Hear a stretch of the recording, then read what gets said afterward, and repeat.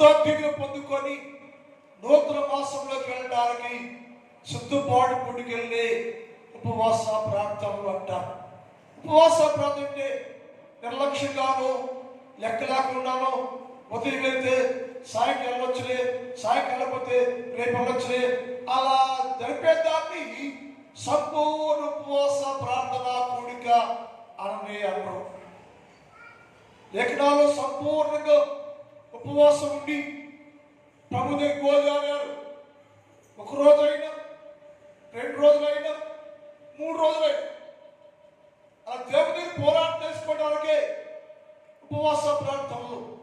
లోకమంత భయంకరంగా ఉన్నప్పుడు, కుటుంబాలు భయంకరంగా ఉన్నప్పుడు, వ్యక్తిగత జీవితాలు భయంకరంగా ఉన్నప్పుడు అన్నిటి విషయమై ఉపవాసం ఉండి ప్రార్థన చేస్తే దేవుడి జీవితాల్లో గొప్ప కార్యాలు చేస్తారని అలా చేసి పొందుకున్న వారి లేఖనాల్లో అనేక మంది శాపం వస్తుందయ్యో, మీ ఊరంతా రాష్ట్రం కాపాడుతుందయ్యో ఆమెకి తల్లి ప్రార్థన చేస్తే రాజు దగ్గర నుంచి పశువుల దాకా అందరూ ఉపవాసం ఉండి ప్రార్థన చేశారని యోనా గ్రంథంలో చూస్తాం మనం.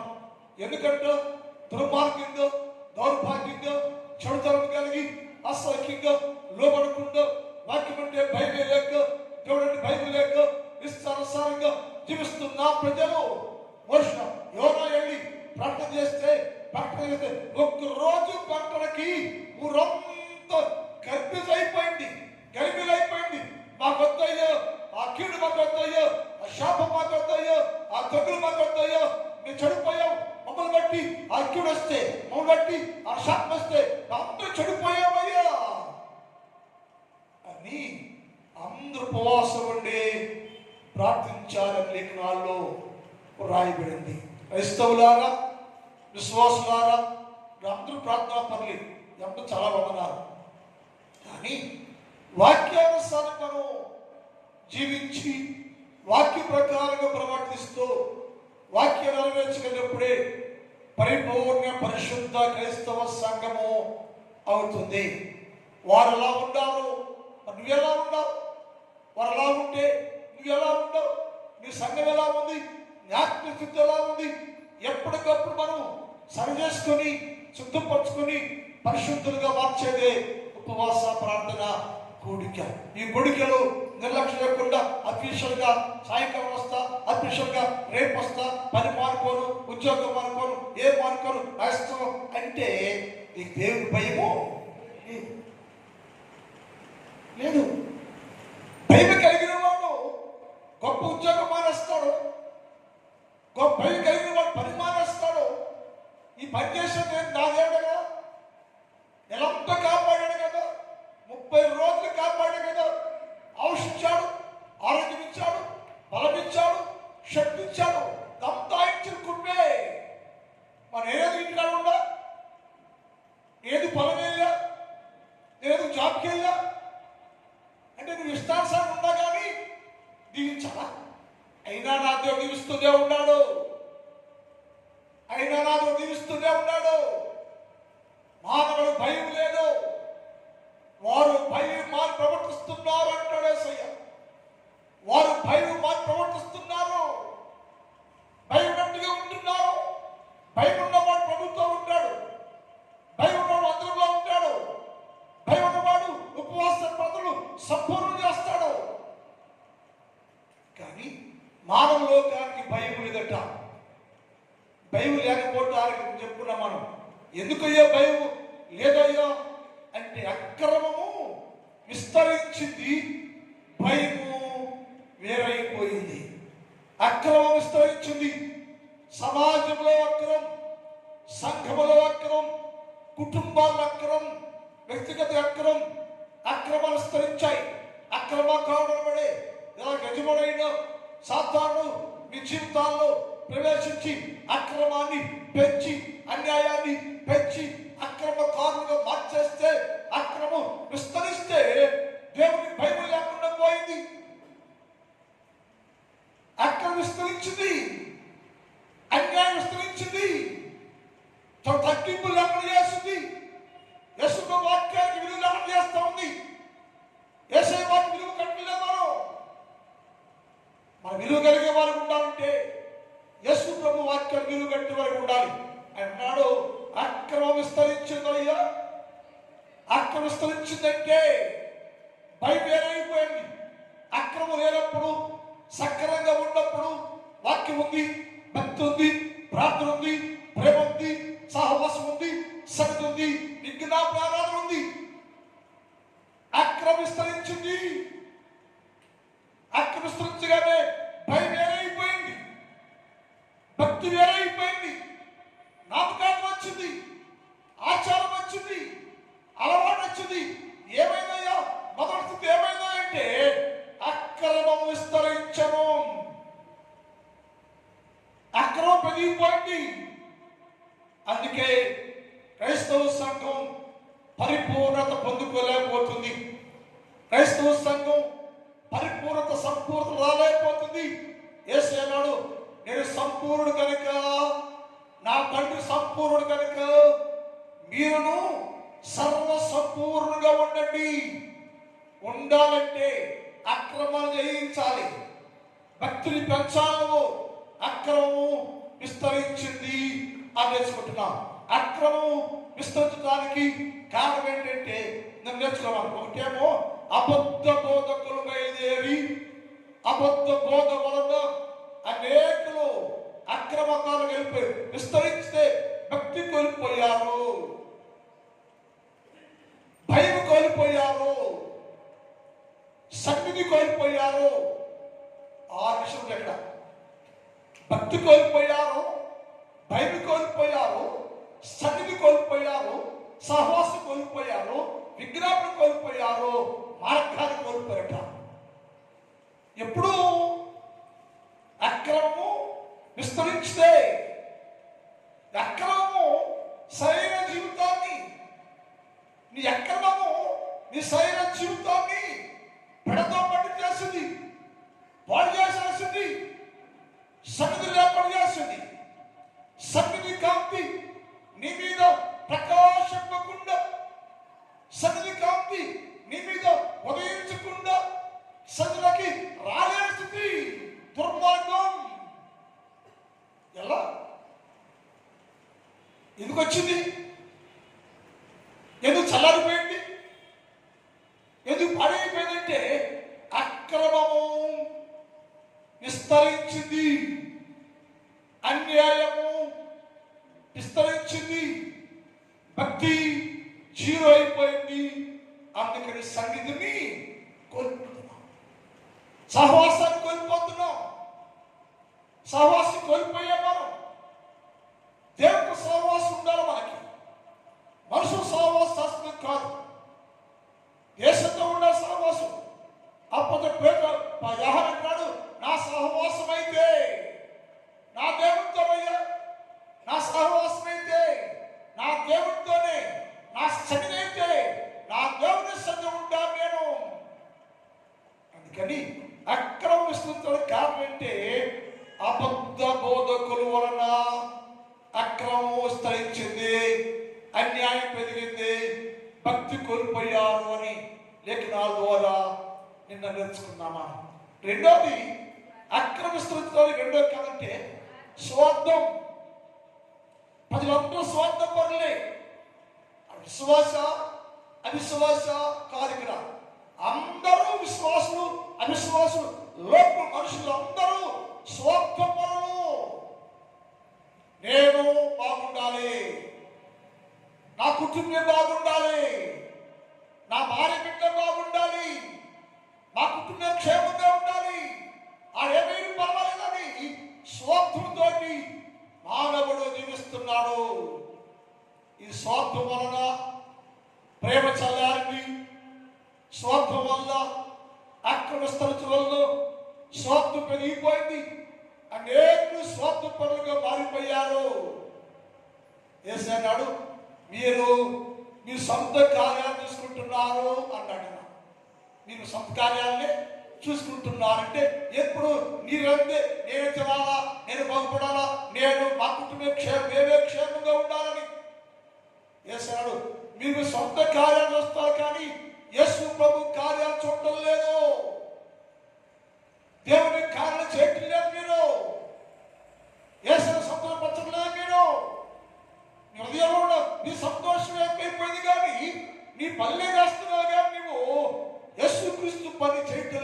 స్వార్థం అన్నాడు.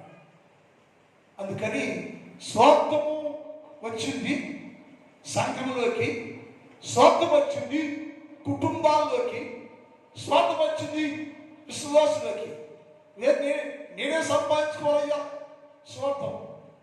కుటుంబాల్లో ఇద్దరు అన్నములుంటే ఇద్దరు సమూహాన్ని ఉంటే ఇష్టపడతారా? ఇష్టపడతారా? అన్నమిద్దరు ఇష్టపడ్డా అక్కలకి పెంచి పత్తి చెప్తారు. మీ తమ్ముడు చూడయ్యా బాగా సంపాదించలేదు కదా, నీకు బుద్ధి లేదా, నువ్వు మొగడు కదా అంటది ఆ ఇంట్లో. ఇవేం అనలేడు కానీ ఆలోచిస్తాడు. తమ్ముడు కుటుంబం పడతాడు, ఆయన పాడు చేద్దామా, ఆయన పతనం చేద్దామా అని. ఇలాంటి విశ్వాసం చాలా మంది ఉన్నారు ప్రపంచానికి. ఎత్తే కోటాను కోట్ల మంది భక్తులే వాళ్ళు, ఆత్మపూర్ణులే వాళ్ళు.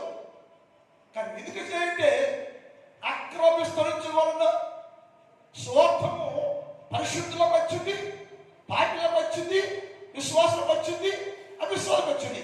ఈ స్వార్థం వలన కుటుంబాలు కోల్పోతున్నాం, ఈ స్వార్థం వల్ల ఐక్యత కోల్పోతున్నాం, ఈ స్వార్థం వల్ల తల్లిదండ్రులు ప్రేమ కోల్పోతున్నాం, ఈ స్వార్థం వల్ల ఆనందం ప్రేమ కోల్పోతున్నాం, ఈ స్వార్థం వల్ల కుటుంబ వ్యవస్థ భగ్నమైపోతుంది. నేనే బాగుండాలి, నేనే గొప్పగా ఉండాలి అనుకుంటున్నందువల్ల స్వార్థము నిన్ను నీ దేవుడిని వేరు చేస్తా ఉంది. స్వార్థం అది చేశాడు. అది ఎక్కడ విస్తరించడానికి కారణం ఏంటంటే స్వార్థ ప్రియులయ్యో ప్రజలందరూ స్వార్థ ప్రియులే. తిమోతి వినయ్యో నేను మాట్లాడుతున్నాను, అంత్యకాలం రాబోతుంది, అపాయకర కాలం. అది అపాయకర కాలంలో ప్రజలందరూ ఎలా ఉంటారంటే అంటే రాకడ దినాల్లో ప్రజలందరూ ఎలా ఉంటారంటే స్వార్థ ప్రియులుగా ఉంటారు. వారి స్వార్థం వారి ఆత్మీకి పంచలేదు, వారి స్వార్థం వారి కుటుంబాన్ని ఆత్మీకి పంచలేదు, వారి స్వార్థం దేవుని ప్రేమ తొలి చేస్తూ ఉంటుంది. కుటుంబంలో ఉన్న సహోదరు ప్రేమ భాగమైపోద్ది. కారణం స్వార్థం. ఎక్కడ వచ్చిన స్వార్థం నుంచి పెట్టారు? అక్రమ విస్తరించింది. అక్రమం విస్తరించిన కారణం చేత స్వార్థం పెరిగిపోయి ఒకరికొక సంబంధమే లేకుండా జీవిస్తూ ఉన్నారు.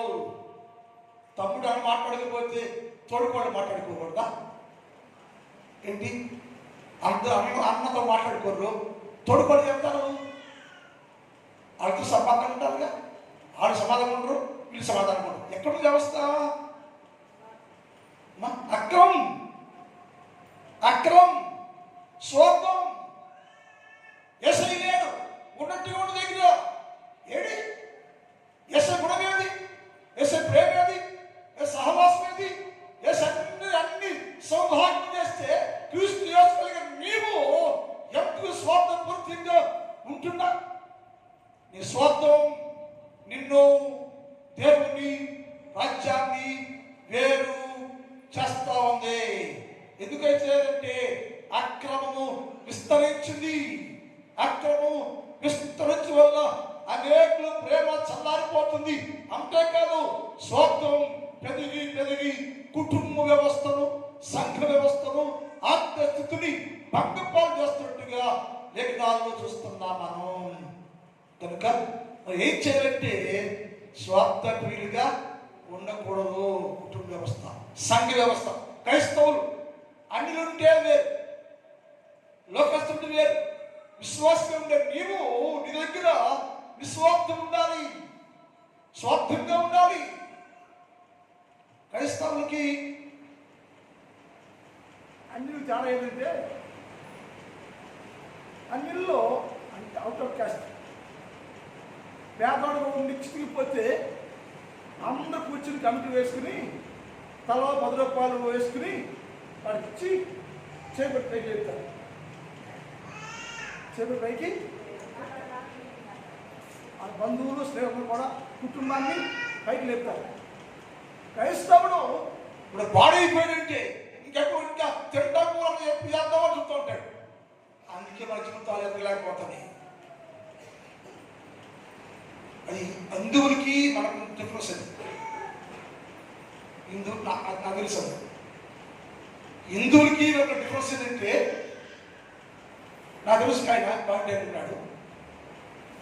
ఆయన మంచి వ్యాపారం చేశాడు. వ్యాపారం లాస్ వచ్చింది. కొంతకాలం తర్వాత ఈ చిరిగిపోయిన కాకి వేసుకుని బన్నీ చిరిగిపోయిన వేసుకుని బస్ స్టాండ్లో బండి పెట్టుకుని బజ్జీలు అంతా ఉండేది. ఆ ఆర్యవైశ్య సంఘం వాళ్ళు కూర్చుని మాట్లాడుకున్నారు రోజున, ఈ విద్య అని వాళ్ళందరూ కొంత భాగం చేసుకుని 7 లక్షల రూపాయలకు ఇచ్చారు. ఆ దీంట్లో ఉండు, వ్యాపారం స్టార్ట్ చేయి, తిరిగి మాకు డబ్బులేవి ఇవ్వద్దు, నువ్వు నీ భార్య, ఆయనకి 7 పిల్లలు, నీ పిల్లలు చదివించుకో, పెద్దోళ్ళు అవ్వండి, బాగుండి పని చేయించి పైకి లేస్తే అతని రోజున కోటేశ్వరుడు అయ్యాడు. ప్లస్ మన రాష్ట్రానికి అంటే ఆంధ్రప్రదేశ్కి ఆర్థిక మినిస్టర్ అయ్యాడు. ప్లస్ సిక్కిం గవర్నర్ అయ్యాడు. కోటాది కోటి అధికారి అయ్యాడు. 100 కాలాలకి యాజమాన్యానికి అధికారి ఉండిపోయాడు. ఎలా జరిగింది? ఆ రోజు వాళ్ళు పాప అమ్ముకోరాదు అని వదిలేసి ఉంటే, పాప అమ్ముకోరాదు వదిలేసి ఉంటే అక్కడ బతుకు. అది మనం చేయలేలాగా, నేను బాగుండాలి, మేము బాగుండాలి, మా కుటుంబం బాగుండాలి, మేమే అని ఇది తప్ప స్వార్థం స్వార్థం. అందుకని దాటి కారణమేంటి రావడానికి? ఏంటంట స్వార్థపడే కారణమేంటి?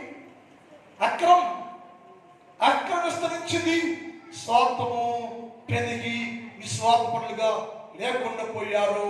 అందుకే అన్నాడు, స్వార్థం పెరిగి ఉండకూడదు. అక్రమం విస్తరించింది, స్వార్థం వచ్చింది, అబద్ధ బోధకులు వచ్చారు, స్వార్థం అయిపోయారు, అందరూ వ్యర్థమైపోయారు, అందరూ పాడైపోయారు, భక్తి కోల్పోయారు, భయం కోల్పోయారు, భక్తి లేదయ్యో.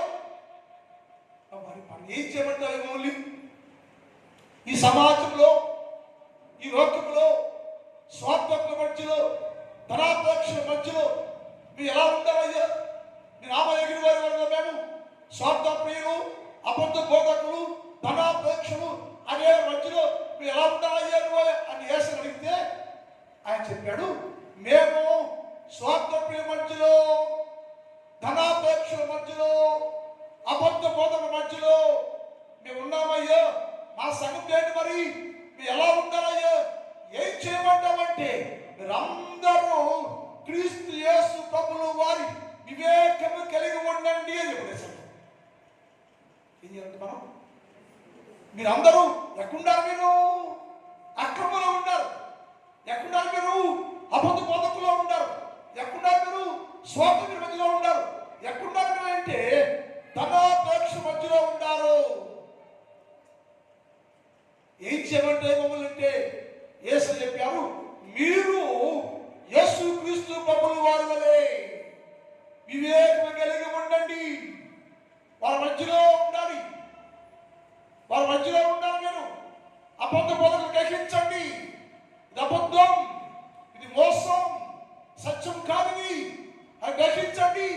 వివేకంగా ఉండండి, స్వార్థాన్ని అంటుకోబాకండి, చూడబాకండి, నేర్చుకోబాకండి, వివేకంగా ఉండండి. ధనాపేక్ష మీద మోజు పడబాకండి. ధనాపేక్ష సమస్త కీళ్ళకు పూర్వమయ్యా భక్తులే పడిపోయారయ్యా. ఒకసారి 1 తిమోతి పత్రిక 6:10 చదువుతాం. 1 తిమోతి 6:10. ఎందుకనగా ధనాపేక్ష సమస్తమైన కీళ్ళకు మూలము. కొందరు దాన్ని ఆశించి విశ్వాసం నుండి తొలగిపోయాట. అది ఆశించి ముందు ఎలా ఉన్నారో విశ్వాసగా ఉన్నాడు, భక్తుడిగా ఉన్నాడు, ప్రార్థనగా ఉన్నాడు. ఎప్పుడైతే ధనాకాంక్ష వచ్చిందో, ధనం కోరుకున్నాడో, ధనవంతుడు కావాలని కోరుకున్నాడో, ఆస్తికులు కోరుకున్నాడో, ధనాపేక్ష సమస్తమైన కీళ్ళకు మూలమైంది. అందువలన విశ్వాసం పోయింది, భక్తి పోయింది, ప్రార్థన పోయింది. వారు పడిపోయి విశ్వాసం పడిపోయి అన్నమాట. విశ్వాసం తొలగిపోయి గమనించండి. మనోళ్ళు ఇప్పుడు వీళ్ళు దర్శనం ఇస్తారా? మనవులు దర్శనం ఏది లేదు. అది ఎవరుతారు? రెగ్యులర్గా గుడిల్లో అన్ని సంఘాలు చూద్దాం. ఎవరు తెలుసా? పేదవాడి దర్శనానికి ఇస్తాడు, కూలి వేసుకుని దర్శనానికి ఇస్తారు, డబ్బుల్లో దర్శనాలు ఇరు. మన ఊళ్ళో ఒకటి మూడు కుడతారంటే మన ఊరు ముగ్గురు వేస్తారు సంఘం. అది నా సబ్జెక్ట్ కాదు. ఎందుకంటే మాట డబ్బు ఉంటే ఎలా మీకు వచ్చిందా లాభం? నేను కాల్పులు చేశాను. ఆ డాక్టర్ మా గారండి ప్రార్థన చేయండి, పిల్లవాడికి పరిస్థితి కళ్ళకి పరిస్థితి లేదే అయ్యా, హాస్పిటల్లో ఉన్నాడు అంది. ప్రార్థన చేస్తామని చెప్పాడు. నేను చాలా లాస్ అయిపోయినాయి గారు అంది. ఏంటి లాస్ అన్నా? కారుకేమో 15,000 ఇచ్చేవాడు అయ్యా, పెట్రోల్ 15,000 అయ్యింది, ఆడ పిల్లలు పోసేవాడికి ఏం 10 అవుతుంది, 30,000-50,000 నెలకు అయిపోతున్నాయి గారు, లాస్ అయిపోతున్నా అన్న. ఈ బడ్జెట్లో దశభాగం లేదు. బడ్జెట్లో దశభాగం. వాడు తమ్ముడు ఉన్నాడు, బస్తా ఫ్యాక్టరీలు బియ్యం రైస్ మిల్లు. వాడు నెలవంగానే 3 ఇస్తాడు. ఆ డాక్టర్ గారు బడ్జెట్లో ఇన్కమ్ లేదు, దశభాగం లేదు. వీరు పేదవాడు తమ్ముడు ఓట్లు పోసుకునేవాడు 3,000 రూపాయలు బడ్జెట్ ముందు రాస్తాడు. దశభాగం 3,000, రైస్, కూరగాయలు, ప్రవచనం, పాలు, గీలు అన్నీ రాసి టోటల్ శేషం 22. అది బడ్జెట్ అంటే. మన జీవితం కుటుంబ బడ్జెట్ ఉండాలి. ఎంత సంపాదిస్తున్నావు నీవు, ఖర్చు ఎంత అవుతుంది, బడ్జెట్. ప్రతి క్రైస్తవుడు బడ్జెట్ లేకపోతే ఎప్పుడు ఆస్పత్రి కాలేదు. సంపాదించుకోవాల్సింది నీ బిడ్డకు ఆస్తి సంపాదించాల్సిందే, బిడ్డలు పగల కట్టాల్సిందే, బిడ్డ డబ్బు సంపాదించాల్సిందే. కానీ మనసంతా డబ్బు మీద ఉండకూడదు. ధనవంతులు అయ్యాడంట, ధనవంతులు ఉండాలి మనం, ఆస్పత్రి ఉండాలి మనం, డబ్బు కలిగి ఉండాలి మనం. కానీ విశ్వాసం జారిపోకూడదు. ధనవంతుడు విశ్వాసంలో ఉండి పడిపోయాడయ్యా, పడిపోయాడు. విశ్వాసం పోయింది, ధనమే దేవుడైపోయాడు. అని చేశాడు. ఇది అందరికీ అక్రమం విస్తరించింది కనుక మీరు అబద్ధ బతుకుల్లో జాగ్రత్తగా ఉండండి, స్వార్థపరమైన వివేకంగా ఉండండి, ధనాపేక్షల వల్ల వివేకంగా ఉండండి. ఎలా ఉండాలంటే ఏసాడు, నా వల్లే మీరు వివేకం కలిగిన వారుగా ఉండండి అంటూ యేసేపు చూశారా అన్నాడు. యేసేపుని చూశారా? యేసేపు ఐగుప్తులో ఉన్నాడు, అక్కడ అక్రమం విస్తరిస్తోంది. యేసేపు ఐగుప్తులోకి వెళ్తే ఐగుప్తు దేశంలో అక్రమం విస్తరించింది, స్వార్థము విస్తరించింది, విగ్రహాలను విస్తరించింది, చెడు విస్తరించింది.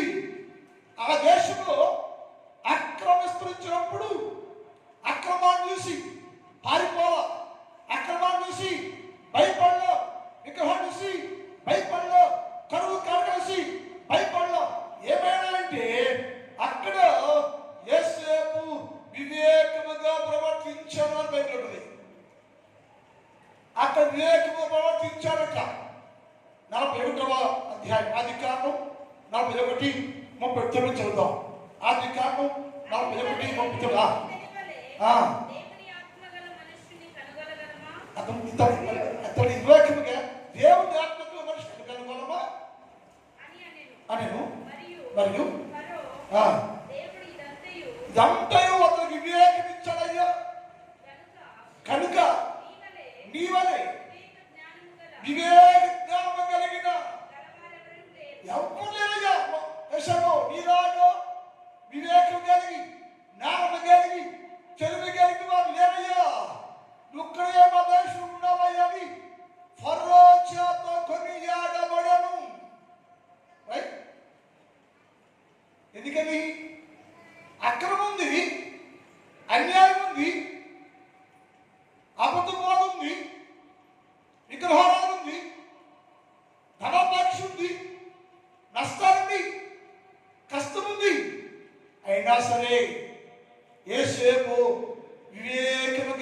ప్రవర్తించను. వివేక జ్ఞానాత్మ కలిగి ఉండను, దేవుని కలిగి ఉండను, దేవుని ఆత్మ కలిగి ఉండను, వివేకం కలిగి ఆత్మ కలిగి ఉండను. అది అతని దృష్టికి రాజును ఆకర్షించను. నా దేశంలో నీలాంటి వాడు ఒక్కడ కొన్నాడయ్యా, నీవే సమర్థుడు అయ్యా. ఈ దేశం అంతా అక్రమంగా ఉంది, అన్యాయంగా ఉంది, అక్కడ జరుగుతోంది. అక్రమకాల మధ్యలో యేసేపు నువ్వు మాత్రమే వివేక జ్ఞానం కలిగి గొప్పవాడయ్యా అని రాజు మెచ్చుకొని అధికారం చేశారు. కారణం ఏంటంటే అక్రమకాల మధ్యలో అక్రమస్తున్నప్పుడు క్రైస్తవులు ఏం చేయాలి తెలుసండి? వివేకంగా ఉండాలి, జ్ఞానం కలిగి ఉండాలి, ఆత్మస్ఫూర్తిగా ఉండాలి, ఆత్మానుసారంగా ఉండాలి, వివేకం కలిగి ఉండాలి. వివేకం జీవించడం ఎవరు వివేకం కలిగి ఉంటే అక్రమస్తున్న కొలది వారు తను తాను కాపాడుకుంటూ ఉంటారు. అక్రమము విస్తరించే కొలది వారు తన్ను తాను కాపాడుకుంటూ ఉంటారు. ఎప్పుడైనా అంటే నువ్వేం చెప్తా వివేకంగా ప్రవర్తించాలి. వివేకం అంటే ఏంటి అయ్యా? అసలు వివేకం అంటే ఏంటి? ఏబు గ్రంథం 28:28 చదువుతాం. ఏబు గ్రంథం 28:28 మరియు యెహోవా యందు భయభక్తులే జ్ఞానమనియు దుష్టత్వము విడిచిపెట్టుటయే. వివేకం అంటే ఏంటి? అర్థం ఏంటంటే దుష్టత్వం జోలికి పోకుండా, అనగా అక్రమము జోలికి పోకుండా, చెడును చూడకుండా, చెడు జోలికి పోకుండా యెహోవాను భయభక్తులు కలిగి,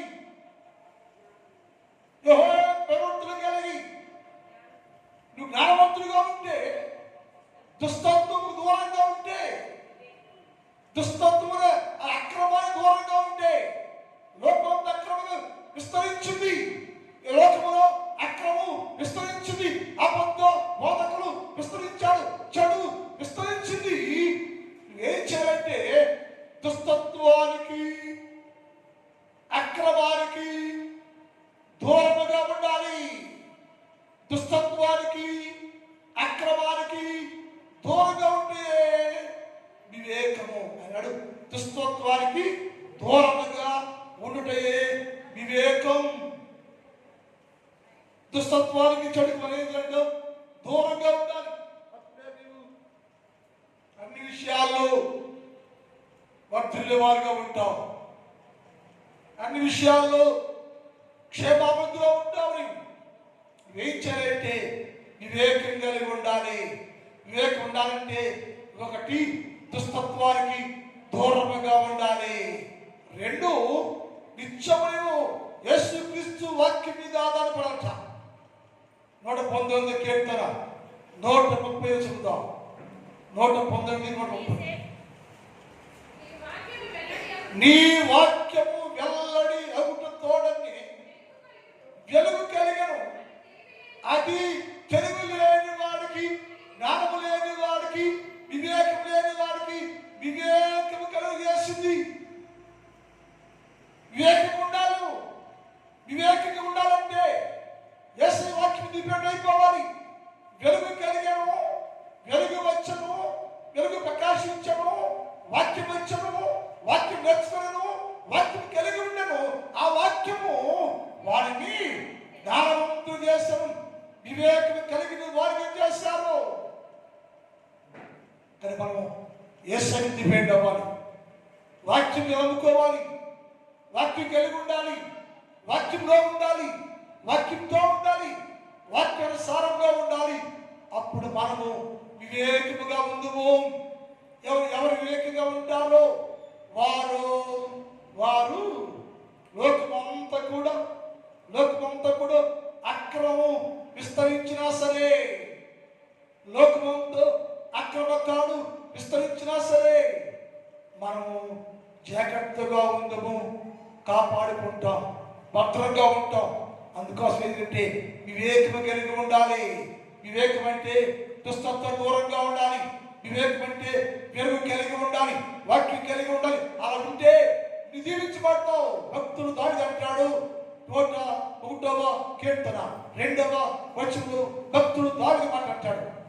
101వ కీర్తన 2. నిర్దోష మార్గమున ఎట్ట మంచి మార్గములో నేను వివేకను ప్రవర్తిస్తున్నా. నేను అక్కడికి అక్రమిస్తుందే అక్రమిస్తుంది మార్గాల్లో సాగిపోకుండా, నేను అక్రమాన్ని బలైపోకుండా, అబద్ధాన్ని బలైపోకుండా, అహంకారం బలైపోకుండా, ధనాపేక్ష బలైపోకుండా నేను వివేకముతోటి నడుచుకుంటాను. నేను వివేకం ప్రవర్తిస్తాను. నేను నా వివేకమే నన్ను నీ చెందిన చేస్తుంట. నా వివేకమే దేవుని రాజ్య సంబంధిగా చెయ్యును, దేవునితో నిలబెట్టును. కనుక ఏం చేయాలంటే దేవుని సన్నిధిలో మోకరించేవారు, ప్రార్థించేవారు వివేకం కలిగిన వారుగా ఉండాలి. అక్రమం విస్తరించింది, అనేకుల ప్రేమ చల్లారింది. కారణం అబద్ధ బోధకులు, కారణం స్వార్థం, కారణం ధనాపేక్ష, కారణం రకరకాల జీవితాన్ని పాడు చేసే పాపాలు. అయితే వాటిలో నువ్వు ఎలా ఉండాలంటే వివేకం కలిగిన వారుగా ఉండాలి. వివేకం అంటే దేవుడిచ్చే ఆత్మజ్ఞానం, అది కలిగి ఉండాలి. అది కలిగి నువ్వు ఉంటే, నా దేవుడు నీతో ఉంటే, నువ్వు దేవుడితో ఉంటే, ప్రయాణం చేస్తుంటే, మంచి మార్గంలో నడుస్తుంటే నా దేవుని రాజ్యానికి హక్కు కలిగిన వారుగా ఉండుగాక. ప్రార్థన చేద్దాం. మోకరించండి కొద్ది నిమిషాలు. దేవా, లోకంలో అక్కడ విస్తరించిందయ్యా, చెడు విస్తరించిందయ్యా, పాపం విస్తరించింది, స్వార్థం విస్తరించింది, ధనాపేక్ష విస్తరించింది. వీటన్నిటి మధ్యలో విశ్వాసం విన్నానయ్యా. నేను తండ్రి ఎలా జీవించాలి అంటే నేనయ్యా వివేకంగా ఉండాలి అని చెప్పాను. వివేకంగా ప్రవర్తించడానికి నేర్పించయ్యా, వివేకంగా జీవించడం నేర్పించయ్యా. నేను వివేకంగా ఉండాలి, అవివేకం ఉండకూడదు. అవివేక జీవితం కలిగి ఉంటే క్షమించయ్యా. ఇప్పుడైనా నేను వివేకం కలిగి జీవించాలయ్యా. నీ వివేకాన్ని నేర్పించయ్యా, సహాయం చేయయ్యా. వివేకముతోటి నిన్ను వెతికేవారుగా, వివేకంతో ఈ మార్గాల్లో నడిచేవారుగా ఉండాలేసయ్యా, సహాయం చేయాలి. ప్రార్థన చేసుకోండి, ప్రార్థన చేసుకోండి. యోహాను గారి గురించి ప్రార్థన చేస్తారు. అందరూ ప్రార్థన ఉందాం. యేసయ్యా దర్శించయ్యా, దీవించయ్యా, అభిషేకించయ్యా, బలపరచయ్యా, స్వస్థపరచయ్యా. వివేకనివ్వండి, జ్ఞానమివ్వండి, ఆత్మాభిషేకుడి, వివేక ఆత్మతో నింపండి, బలపరిచి సాగు కొడుకయ్యా. గొప్ప చేయ ప్రభావాన్ని ప్రార్థన చేసుకుందాం. యోహాను గారు ప్రార్థన చేస్తారండి, మీకు గౌరవించాలని మనవి. పరిశుద్ధుడా పరిశుద్ధుడా పరిశుద్ధుడా, ప్రేమ కలిగినటువంటి తండ్రి, మీకు స్తుతులయ్యా. స్తోత్రములు స్తోత్రములు స్తోత్రములు స్తోత్రములు. దేవా, దయగలిగిన నా ప్రభా, ఈ 3 దినాలు కూడా ప్రభా అయా నాయన మీరు మాతో ఉండి నాయన మీ దాసుగా మీరు మాట్లాడినందుకు మీకు స్తోత్రాలు ప్రభా. అయా ప్రభు, ఈ మధ్యాహ్న కాల సమయంలో ప్రభా ఈ వాక్యమును ప్రభు ఇక్కడ ఉన్నటువంటి ప్రతి వారు విన్నారు ప్రభు.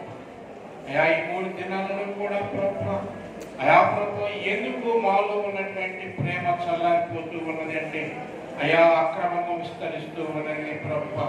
అనేక మందిలో ప్రభా దుష్టత్వం ఏర్పడుతూ ఉన్నది ప్రభా. అనేక మంది తండ్రి మీ మీద ఉన్నటువంటి ప్రేమను పోగొట్టుకుంటూ ఉన్నారు ప్రభా. అనేక మందిని మీ నుంచి దూరమైపోతూ ఉన్నారు ప్రభా. అబద్ధ బోధకుల వలన ప్రభా, అబద్ధ ప్రవక్తల వలన ప్రభా అయా ప్రభా అనేకమైనటువంటి నాయన వాటి వలన నాయన మీ నుంచి దూరమైపోతూ ఉన్నాము ప్రభా. అయా మీ ప్రేమను పొందుకోలేకపోతూ ఉన్నాము తండ్రి, మీ నుండి దూరమైపోతూ ఉన్నాము తండ్రి. వివేకము కలిగి జీవించలేకపోతూ ఉన్నాము తండ్రి. నిలబడలేనటువంటి వ్యక్తులుగా ఉంటూ ఉన్నాము ప్రభా. కారణము నాయన అయా మాలో ఉన్నటువంటి నాయన ఆ యొక్క ప్రేమ చల్లారిపోతూ ఉన్నది ప్రభా. లోకంలో ప్రభా అక్రమం తండ్రి విస్తారంగా తండ్రి పాకుతూ ఉన్నది ప్రభా. అక్రమము తండ్రి, విస్తారము తండ్రి ఈ లోకంలో బలపడిపోతూ ఉన్నది ప్రభువా. అయ్యా నాయన మేమోనైనా ఎప్పటికైనా సరే తండ్రి వాటిని విడిచిపెట్టేసి ప్రభువా దుష్టత్వములకు దూరంగా ఉండి ప్రభువా వివేకం కలిగించండి, విశ్వాసం కలిగి నిజమైనటువంటి క్రైస్తవ బిడ్డలుగా ఉండటానికి నాయన, నిజమైనటువంటి క్రైస్తవులుగా మేము జీవించడానికి ప్రభువా ఇక ప్రణదాయం చేయండి తండ్రి. అయాని వాక్యము వినినటువంటి ప్రతి బిడ్డను మీరు దీవించండి, ఆశీర్వదించండి ప్రభువా. వినిన వాక్యమును విడిచిపెట్టకుండా ప్రభువా వారి హృదయాలలో అత్తుకొని ప్రభువా, వారి హృదయములలో నాటుకుని ప్రభువా, వారి హృదయములో భద్రపరుచుకొని ప్రభువా వాక్యానుసారమైనటువంటి జీవితం కలిగి జీవించడానికి ఈ బిడ్డలకు సహాయం చేయండి ప్రభువా. సాయంకాలము జరగబోయేటువంటి ఆరాధనలో మీరు ఉండండి ప్రభువా. మీ పరిశుద్ధాత్మ శక్తితో నింపండి తండ్రి, వ్యాప్త చేత నింపండి తండ్రి. ప్రతి వారి హృదయాన్ని కదిలించండి, ప్రతి వారి హృదయం మీరు కదిలించండి తండ్రి. ప్రతి వారితో మీరు మాట్లాడండి ప్రభా, ప్రతి ఆత్మను మీరు రక్షించండి తండ్రి. అయా అయా ప్రభా యొక్క ఉపవాస ప్రార్థనలో ఒక ఆత్మనైనా మీరు పట్టుకోనండి ప్రభా, ఒక ఆత్మనైనా మీరు రక్షించండి ప్రభా. చేసినటువంటి బోధ వ్యర్థం కాకుండా ప్రభా, చేసినటువంటి ప్రయాసము వ్యర్థం కాకుండా ప్రభా. అయా నీ బిడ్డల తండ్రి ఒక బిడ్డలను మీరు ఎత్తి పట్టుకోండి ప్రభా, అయా ఒక బిడ్డను మీరు ఎత్తి పట్టుకోండి ప్రభా. మీకు స్తోత్రాలు తండ్రి. అయా మీకు మహిమ కలుగును కాక మీకే స్తోత్రములు చెల్లిస్తూ ఉన్నాము ప్రభా. ఉదయ కాలంలో ప్రభా మీరు మాతో ఉన్నందుకు మీకు స్తోత్రాలు చెల్లిస్తూ ఉన్నాము తండ్రి. కూడి వచ్చిన సంఘం మీరు ఆశీర్వదించండి ప్రభా, ప్రతి బిడ్డతో మీరు మాట్లాడండి తండ్రి. మీరే ప్రభా ఆశీర్వదించమని మీ చిత్తమైతే సాయంకాల సమయంలో మేమందరం కూడా చేరి మిమ్మల్ని స్తుతించడానికి నీ కృప నాకు మాకు మీరు దయచేయమని యేసునామమున బట్టి అడిగి వేడుకొనుచున్నాము తండ్రి, ఆమేన్. అందరూ చిన్నవాడండి. ఎందుకో నీవు ప్రేమించితివో దేవా, అందుకో నా దీన స్తుతి పాత్ర. హల్లెలూయా యేసయ్యా, హల్లెలూయా యేసయ్యా. నా పాపము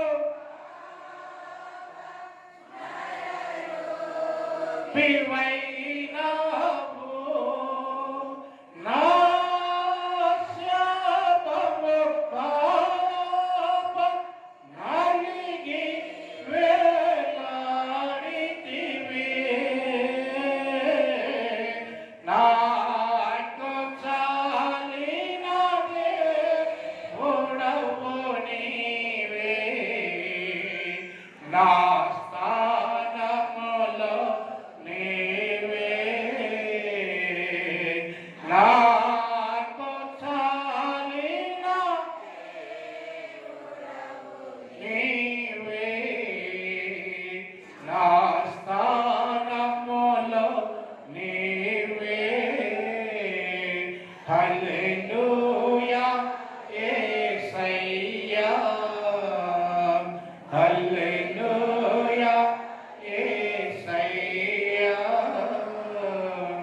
తండ్రి దేవుని ప్రేమ, కుమారుడు యేసుక్రీస్తు వారి కృప, పరిశుద్ధాత్మ దేవుని యొక్క సహవాసం ఇప్పుడు ఎప్పుడు ఎల్లప్పుడు సదాకాలము మన అందరి తోడై ఉండును గాక.